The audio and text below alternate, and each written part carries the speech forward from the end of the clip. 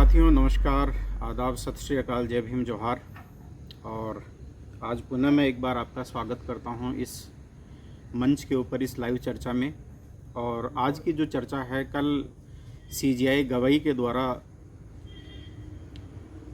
राज्यों के संदर्भ में राज्यपालों की शक्तियों और साथ ही साथ राष्ट्रपति के द्वारा पूछे गए 14 सवालों के जवाब में जो तर्क दिए गए थे और ये चेताया गया था कि यदि शक्तियों का दुरुपयोग होता है और सरकार के तीनों अंग व्यवस्थापिका, कार्यपालिका और न्यायपालिका में असंतुलन बिगड़ता है तो उसका परिणाम नेपाल जैसा होता है, जैसा अभी नेपाल में देखने को मिल रहा है। और जनता सड़कों पे आती है और फिर संसद भवन को भी फूंक दिया जाता है और सरकार के मंत्री, अधिकारी सब जनता की नज़रों में आ जाते हैं और फिर जनता उनको सड़कों पर मार मार कर, पीट पीट कर भगाती है। तो ये एक चेतावनी जो है वो केंद्र सरकार को दी गई। तो इसी संदर्भ में आज हम राज्यपालों की शक्तियां और केंद्र सरकार के द्वारा किस प्रकार से उनके माध्यम से जो है राज्य सरकारों की शक्तियों का हनन किया जाता है और उनका दुरुपयोग अपने हित के लिए किया जाता है, ये पिछले 11 सालों में मोदी सरकार ने किया है। विशेष रूप से उन राज्यों में जहां पर विपक्षी राजनीतिक दलों की सरकारें सत्तारूढ़ हो, और इन राज्यों में नाम लिया जा सकता है तमिलनाडु, केरल, पश्चिमी बंगाल और पंजाब, जहां पर यानी कि एक तरह से ये इन राज्य सरकारों के द्वारा ये बार बार आक्षेप लगाया गया कि जनता की इच्छा की जो है वो एक तरह से जो है उसकी अवहेलना है, ये राज्यपाल कर रहे हैं। यानी जो सरकारें ये बिल पारित करती है उनको असीमित समय के लिए रोककर, और जो जन कल्याण से संबंधित कार्य जो सरकारें करना चाहती है उनके ऊपर या उनमें बाधा डालने का काम है वो राज्यपालों के द्वारा किया जाता है। तो जब केंद्र में दूसरी सरकार हो और राज्यों में दूसरी सरकार हो, इस प्रकार के आक्षेप हैं वो सामान्यतया भारतीय राजनीति में राज्यपालों की शक्तियों को लेकर है वो लगते रहे हैं। अब इस कड़ी में भारत में यानी कि एक तरह से राज्यपालों की स्थिति क्या है और इनको कौन कौन से अधिकार और कौन कौन सी शक्तियाँ जो पावर है वो इनको प्राप्त है, इनके बारे में हम जो चर्चा है वो हम करेंगे। तो साथियों मैं आपको बताना चाहूँगा कि जो स्थिति केंद्र में राष्ट्रपति की होती है वही स्थिति राज्य में राज्यपाल की होती है। और संविधान के अनुच्छेद 153 से 167 और 200 से 212 इसमें जो है राज्यपाल और उनकी जो शक्तियां हैं उनके बारे में विस्तार के साथ में उल्लेख है वो किया गया है, जो संविधान के भाग 6 में यानी कि एक तरह से ये उल्लिखित है, उनके अंतर्गत है वो आते हैं। अब बात यह है कि राज्यपालों की नियुक्ति और कार्यकाल कैसा होता है। तो राज्यपाल की जो नियुक्ति है वो भारत के राष्ट्रपति के द्वारा की जाती है। वास्तविक तौर पर यह मंत्रिमंडल यानी प्रधानमंत्री की इच्छा से यानी कि एक तरह से राज्यपाल नियुक्त होते हैं। कार्यकाल इनका 5 वर्ष होता है, लेकिन चाहे तो मंत्रिमंडल यानी राष्ट्रपति जो है वो इनको पहले भी यानी कि एक तरह से हटा सकता है। इनकी पुनर्नियुक्ति भी की जा सकती है। कई बार राज्यपालों के संदर्भ में ये भी देखा गया है कि 2 राज्यों के भी यानी कि एक तरह से राज्यपाल है वो नियुक्त कर दिए जाते हैं। सामान्यतः इनकी जो आयु है वो 35 वर्ष से अधिक होनी चाहिए, यानी उससे कम नहीं होनी चाहिए। अब राज्यपालों को यानी कि एक तरह से कौन कौन से अधिकार है, इनको यानी कि एक तरह से जो है कार्यपालिका संबंधी अधिकार भी है, विधायी अधिकार भी है और न्यायिक अधिकार भी है, और कुछ विवेकाधिकार जो जिन्हें विवेकाधिकार कहा जाता है या एक तरह से जो है विवेकाधीन शक्तियाँ हैं वो कहा जाता है। इस प्रकार के अधिकार है वो इनके पास में होते हैं। तो विधायी कार्यपालिका शक्तियों के संदर्भ में बात करें तो राज्यपाल है वो मुख्यमंत्री की नियुक्ति करता है, लेकिन मुख्यमंत्री की नियुक्ति जिस यानी कि एक तरह से राजनीतिक दल को बहुमत मिलता है उसी व्यक्ति को राज्यपाल है वो मुख्यमंत्री नियुक्त करता है। इसी प्रकार से महाधिवक्ता अर्थात एडवोकेट जनरल की नियुक्ति है वो राज्यपाल के द्वारा है वो की जाती है। राज्य निर्वाचन आयुक्त, राज्य लोक सेवा जो आयोग है उनके अध्यक्ष और सदस्यों की जो नियुक्ति है वो भी राज्यपाल ही करता है। और कुछ मामलों में यानी कि एक तरह से राष्ट्रपति की सहमति या स्वीकृति है वो भी ली जाती है। इसी प्रकार से सभी जो कार्यपालिका शक्तियां हैं वो राज्यपाल के नाम से ही जो है राज्य के द्वारा है वो चलाई जाती है। तो यानी कि एक तरह से संवैधानिक प्रमुख राज्यपाल जो है वो राज्य का होता है। विधान संबंधी अधिकार है वो उनके पास में कौन कौन से होते हैं, यानी हर राज्य विधान मंडल यानी राज्य विधान मंडल को बुलाना और स्थगित करना ये वो राज्यपाल के यानी कि एक तरह से जो है अधिकार के अंतर्गत आता है। और यदि विधानसभा बहुमत खो दे या मुख्यमंत्री जो है सिफारिश कर दे तो ऐसी स्थिति में जो है वो विधानसभा को भी भंग करने का अधिकार वो राज्यपाल के पास में होता है।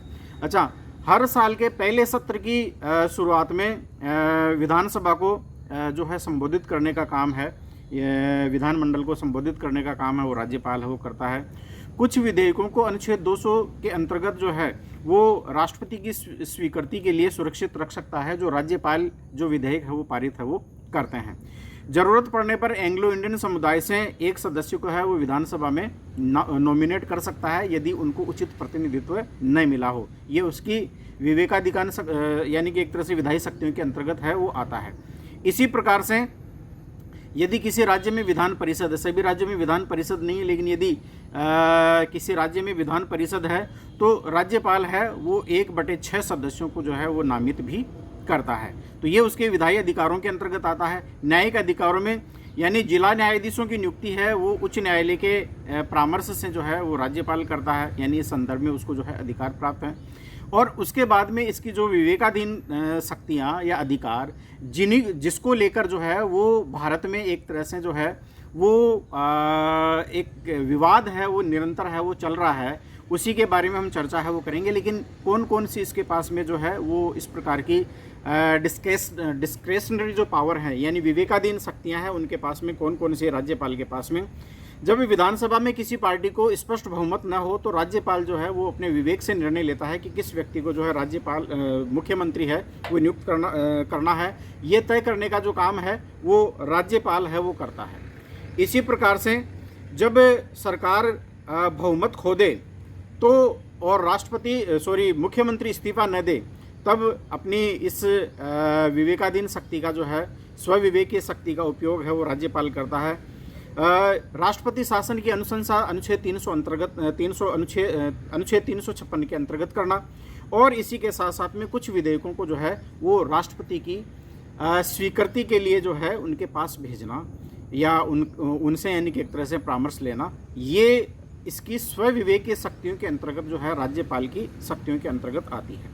अब राज्यपाल की जो भूमिका है वो क्या होती है? वैसे तो संवैधानिक प्रमुख है, राज्यपाल के पास में किसी प्रकार के कोई अधिकार नहीं है। राज्यपाल जो है अपनी शक्तियों का प्रयोग राज्य मंत्रिमंडल के अनुसार या उसके जो है आधार पर इन शक्तियों का प्रयोग करता है। कहने का मतलब यह है कि इन शक्तियों का प्रयोग जो है मुख्यमंत्री या जो मंत्रिमंडल है उसके हाथ में होता है। लेकिन चूंकि राज्य में एक तरह से संविधान का संरक्षक है तो इस रूप में इसकी जो नियुक्ति है वो केंद्र के द्वारा की जाती है और इसीलिए केंद्र के एजेंट या अभिकर्ता के रूप में जब राज्यपाल की भूमिका प्रभावी हो जाती है तो यही केंद्र और राज्यों के बीच में, राज्यपाल और मुख्यमंत्रियों के बीच में आपसी टकराव का विषय है वो बन जाता है। और यही जो स्थिति है वो अपने भारत के जो ऐसे राज्य जहाँ पर गैर बीजेपी शासित राज्य हैं वहाँ पर यह टकराव की स्थिति है वो देखने को मिल रही है। और इनमें प्रमुख रूप से जैसे पंजाब है, तमिलनाडु है, केरल है और पश्चिम बंगाल है। तो इनमें यानी कि एक तरह से विशेष रूप से जो है वो ये टकराव की स्थिति है वो देखने को मिल रही है। तो अभी मैं आपको ये बताना चाहूँगा कि सुप्रीम कोर्ट में जो है राज्यपाल और राष्ट्रपति की शक्तियों को राज्यों के संदर्भ में जो विधेयक भेजे जाते हैं इस बारे में जो असीमित शक्तियां हैं और असीमित शक्तियों के असीमित समय के लिए जो है विधेयकों को रोका जा रहा है, इस बात को लेकर ये मैटर जो है वो इन राज्यों के द्वारा सुप्रीम कोर्ट में उठाया गया और सुप्रीम कोर्ट ने जो है वो राज्यपाल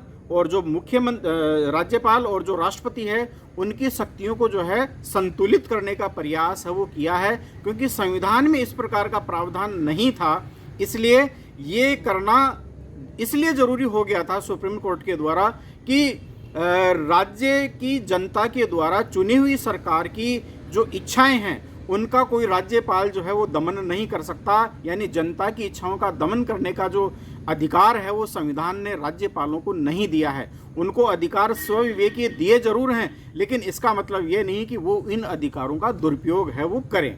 तो ये हमारे संविधान में ये जो बातें वो साइलेंट थी, एक तरह से जो है इसमें संविधान एक तरह से चुप था। लेकिन अभी कुछ यानी कि एक तरह से दिशा निर्देश है वो CJI गवई ने और उससे पूर्व की जो बेंच है उन्होंने जो दिए थे उनको जो है जो है वो स्थिर रखा है। और कल भी यही जो फैसला है, जो बहस जो है वो इसमें सुप्रीम कोर्ट में चली है, तो उसमें इन्हीं बातों को लेकर है वो चली है। तो इसमें CJI गवई ने है वो क्या कहा है वो मैं आपको बताना चाहता हूँ। तो CJI गवई का कहना है कि संविधान सर्वोच्च है, न संसद न ही राज्यपाल और राष्ट्रपति संविधान से ऊपर है। इसी के साथ साथ में संसद संविधान बदल सकती है, लेकिन बेसिक स्ट्रक्चर यानी मूल संरचना नहीं बदल सकती, ये CJI ने जो है स्पष्ट किया है। इसी प्रकार से जो है राष्ट्रपति ने सुप्रीम कोर्ट से पूछा है कि क्या राज्यपाल और राष्ट्रपति के लिए कोई तय समय सीमा हो सकती है जब उन्हें विधानसभा के पास किए हुए बिल पर फैसला लेना होता है, सहमति देना, रोकना या रिजर्व करना। तो इस बारे में यानी कि एक तरह सुप्रीम कोर्ट ने कहा है कि वह सिर्फ इन्हीं सवालों का जवाब देगा, पुराने फैसलों की दोबारा समीक्षा नहीं करेगा। यानी वो जो पहले 1970 से लेकर और 1990 तक और उसके बाद में भी यानी कि एक तरह से 1970 से लेकर और अब तक जो विभिन्न प्रकार के यानी कि एक तरह से बिल आए हैं, उन बिलों के संदर्भ में केंद्र सरकार के द्वारा जो है वो दलील दी गई थी कि 90% जो बिल है वो तुरंत पास हो जाते हैं, उनमें समय नहीं लगता। केवल 10% जो बिल हैं उनमें यानी कि एक तरह से ऐसा जो है वो देखा गया है। तो इसमें CJI गवई ने ये कहा है कि पहले के फैसले क्या हुए हैं मैं उसके ऊपर टिप्पणी नहीं करना चाहता, लेकिन अभी वर्तमान में यानी कि एक तरह से आप अपनी इन शक्तियों का दुरुपयोग नहीं कर सकते। तो ये स्पष्ट यानी कि एक तरह से निर्देश है वो ये साफ हो जाता है, मतलब साफ हो जाता है कि राज्यों के पास राज्यों के अधिकार सुरक्षित है, लेकिन राज्यपाल राष्ट्रपति के पास बिलों पर कार्रवाई करने की संवैधानिक प्रक्रिया अब और स्पष्ट आने वाली है। यानी ये स्पष्ट होना भी चाहिए, समय सीमा तय होनी भी चाहिए ताकि इन शक्तियों का दुरुपयोग न हो सके। तो इस दृष्टि से यानी कि एक तरह से ये जो है स्थिति है वो बनी है साथियों। तो इन्हीं बातों को लेकर और आज की ये चर्चा थी। और ये कौन कौन से जो है राज्यपाल हैं जिन्होंने अपनी इन शक्तियों का दुरुपयोग किया है, और इस संदर्भ में मैं आपको बताना चाहूँगा कि जैसे पश्चिम बंगाल में CV आनंद बोस है, वो है जिन्होंने यानी कि एक तरह से भाजपा के एजेंट के रूप में कार्य किया है। और आप राष्ट्रपति धनखड़ के बारे में आप जो है वो अभी उपराष्ट्रपति धनखड़ के बारे में आप जो है वो जानते होंगे कि अभी उन्होंने इस्तीफा दिया और अभी नए उपराष्ट्रपति का चुनाव हुआ है। जब पश्चिम बंगाल के वो उपराष्ट्रपति थे तो उपराष्ट्रपति रहते हुए उन्होंने जो यानी कि एक तरह से जिस प्रकार से जो है वो केंद्र के एजेंट अभिकर्ता के रूप में काम किया है वो अपने आप में जो है एक मिसाल है। और उसी की परिणति के रूप में, रिवार्ड के रूप में जो है उन्हें उपराष्ट्रपति बनाया गया, ऐसा कहा जाता है। केरल के जो राज्यपाल हैं ये है राजेंद्र विश्वनाथ आर्लेकर, इनके ऊपर भी इसी प्रकार के आक्षेप वो लगे हैं। पंजाब के राज्यपाल गुलाब चंद कटारिया, और सबसे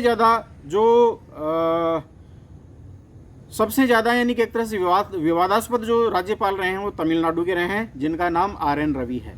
तो ये इन राज्यपालों की पृष्ठभूमि के संदर्भ में इनके द्वारा अपनी शक्तियों का जिस प्रकार से दुरुपयोग किया गया, भारतीय लोकतंत्र को और भारतीय संवैधानिक व्यवस्था को जिस प्रकार से इन लोगों ने पंगु बनाने का काम किया है, इस बात को लेकर सुप्रीम कोर्ट के द्वारा ऐसा फैसला दिया जाना है वो एक तरह से स्वागत योग्य है। और निश्चित रूप से जो है संवैधानिक पदों पर विराजमान व्यक्ति जो हैं या जो पदाधिकारी हैं, चाहे वो राष्ट्रपति हो, राज्यपाल हो, प्रधानमंत्री हो, मंत्रिमंडल के या जो है मंत्रिपरिषद के जो भी मंत्री हैं या जो सदस्य हैं वो है, या संवैधानिक संस्थाओं के ऊपर जो भी यानी कि एक तरह से जो संस्था प्रधान है या जो संवैधानिक प्रधान है उनकी शक्तियां हैं वो परिभाषित होनी चाहिए स्पष्ट रूप से, और साथ ही साथ उनकी समय सीमा होनी चाहिए। उस समय सीमा के अंतर्गत जवाबदेही और उत्तरदायित्व उनका तय किया जाना चाहिए, और यदि उनका वोलेशन होता है तो ये संविधान के खिलाफ और संविधान के विरुद्ध माना जाना चाहिए, और उनके खिलाफ निश्चित रूप से कार्रवाई का प्रोविजन भी होना चाहिए। इस प्रकार की बात यानी कि एक तरह से हम कहते हुए आज की इस चर्चा को हम समाप्त करना चाहेंगे। साथियों, आपको ये चर्चा कैसी लगी? आप कमेंट करते हुए हमें ज़रूर अवगत कराएं। यदि आपको वीडियो पसंद आया है तो इसे लाइक करें और साथ ही साथ हमारे चैनल को भी सब्सक्राइब करें। साथ ही साथ मैं आपसे निवेदन करना चाहूँगा कि यदि आप संविधान, सत्य, विज्ञान, मानवता, मानवाधिकार और अंतर्राष्ट्रीय कानूनों, कॉस्मी ह्यूमनिज्म और अम्बेडकरिज्म विश्वास करते हैं, आप विश्वास करते हैं ज्ञान, विज्ञान, मानवता में, इक्वलिटी, लिबर्टी और फ्रेटर्निटी और जस्टिस में, तो आप अम्बेडकर पार्टी ऑफ इंडिया को जो है वो चुनें, इससे जुड़ें और जिस रूप में भी पार्टी को तन मन धन से मदद हो सकती है वो देने का आप प्रयास करें। इसी के साथ बहुत बहुत धन्यवाद।